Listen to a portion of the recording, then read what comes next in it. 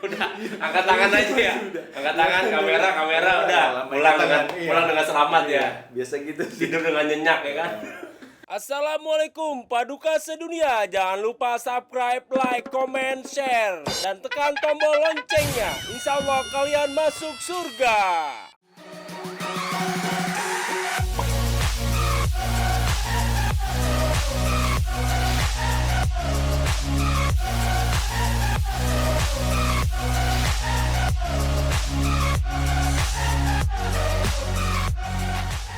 Makanya jadi kalau zaman dulu kan kebetulan si Vias ini memang dia bisa kita sambung-sambungkan. Oke. Kalau Ini dia- biasa ya? Ya, itu Bisa diangkat? Bisa. Bisa kan? Bisa diangkat. Bisa dipindahin?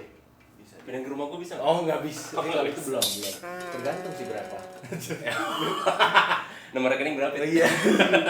Jadi dulu ini kita ada 4, tapi sekarang ini tinggal 1 sih. Lu Jadi bener-bener buka toko dulu? Enggak, bukan. Karena memang Apa dealer? kita sebenarnya itu Terus lu punya 4 dengan jenis yang sama buat apa? Buat apa? jadi gini, ini kan 16 channel. Jadi Iya. kita punya 2 jadi 32 channel. Oh, jadi bisa digabungin ya? Iya, digabungin. Oke, Jadi nih, 32 channel. guys. Paduka nih. Ini di eranya tahun berapa? 99 sampai 2005 masih pakai. Ini canggih nih dulu ya, di era 2005 Iya, ya. sampai dari 99 Dari 99 sampai 2005. Ada yang Vias 16 2480 itu yang otomatis dia. Jadi ketika kita buka open, kita buka file yang mana itu otomatis ya, Is, gitu. yeah. Dan sekarang udah banyak diaplikasiin sama mixer-mixer yang lain sih. Tapi yang pertama itu yang memang dikenal itu Vias ini. Jadi lu punya mixer udah berapa? Mixer kalau sekarang yang cuma ini aja sih. Karena kebanyakan kita sekarang udah pakai Cubase atau apa itu memang udah beda sih. Kalau gua ada mixer 3. Lu mau nggak? Itu Satu. mixer buat Apa? tuh? Bikin kue. Nah, ini dulu canggih. Sekarang udah tanpa mixer. Semuanya masuk ke Masuk ke sini Software. semua, software. Jadi kalau gua kasih lihat sedikit ya. Jadi masuk ke software. ntar dulu.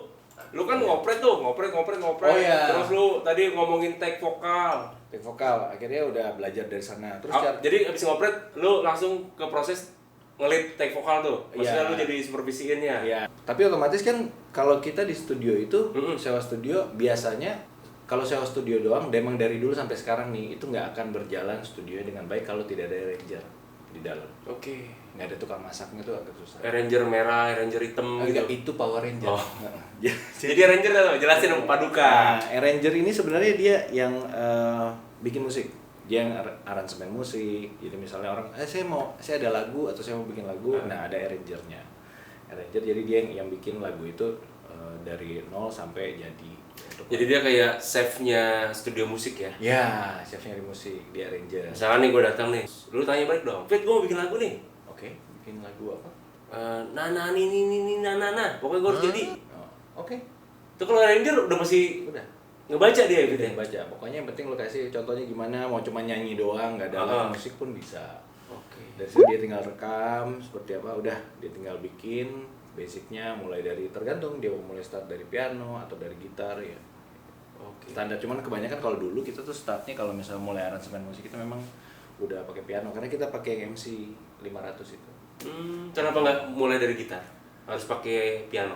Ketika masuk ke situ karena gini, kalau gitar itu kita mulai tergantung ya kalau memang dia akustik ya oke mulai dari gitar. Tapi kalau zaman dulu kan musik-musik pop gitu kan pasti dia ada beatnya dan lain-lain kan belum tentu juga mereka pakai drum live atau bass yang live gitu kan. Even gitar aja mereka tuh semua pakai keyboard. Masukin stringsnya juga pakai keyboard gitu. Jadi makanya lebih enak dimulai dari keyboard. Dari itu. Oke, setelah lu ngelit supervisiin orang-orang yang mau rekaman dengan proses take vokal, lanjut ke proses mana lagi ilmu yang lu dapat? Aransemen tadi, jadi kayak arranger. Jadi mulai karena kan gue bilang kalau misalnya studio itu nggak mungkin bisa jalan dengan bagus kalau nggak ada arranger di dalam. Iya. Ya kan? Dan itu pada saat itu posisi masih studio bokap ya? Masih. Karena keadaan akhirnya lu masuk Iya. dengan ya sebisa apa yang lu upayakan ya. Betul. Untuk studio tetap berdiri ya, tetap ada ya. Biar tetap tetap jalan, tetap ada pemasukan juga, ya kan? Iya. Jadi intinya di situ gue belajar untuk aransemen. Aransemen itu salah satunya yang bantu juga itu dari Jimitar Soleh. Iya. Nah, itu yang bikin lagu Poco-Poco tuh, ya kan? Nah, iya. Itu benar-benar dia tuh dari nol itu jadi nyiptain lagu. Iya, Fit, emang Jimmy Tarsoleh sih. Dia bikin musiknya juga. Dia kan pemusik. itu lagu ini banget ya sempat Iya.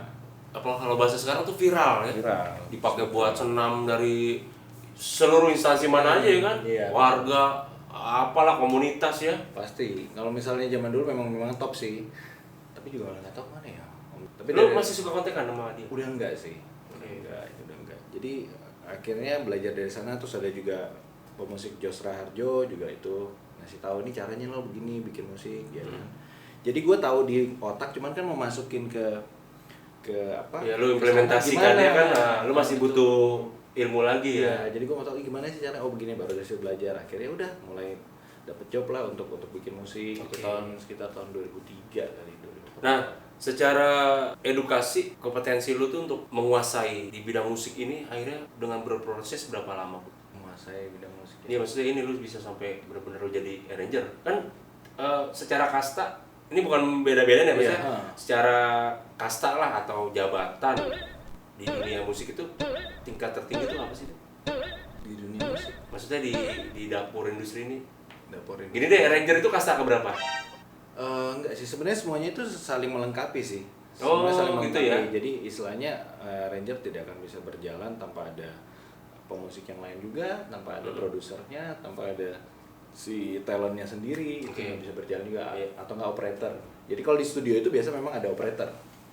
Ada operator, dia juga bisa operator ini base-nya dari sound engineer sebenarnya. Itu Oke. ada sekolahnya, ada Oke. sound engineer ya kan. Jadi dia menguasai untuk apa proses take, proses editing, mixing, mastering dia menguasai harusnya. Cuman kebanyakan memang kalau di Indonesia itu belajarnya kalau operator itu yang untuk nge-take, untuk rekam suara itu biasanya startnya dari orang, gue coba belajar. Ada teman gue yang dari tukang kopi ya kan, di studio seringnya belajar dong, akhirnya dia belajar untuk take, tapi belum tentu bisa main musik.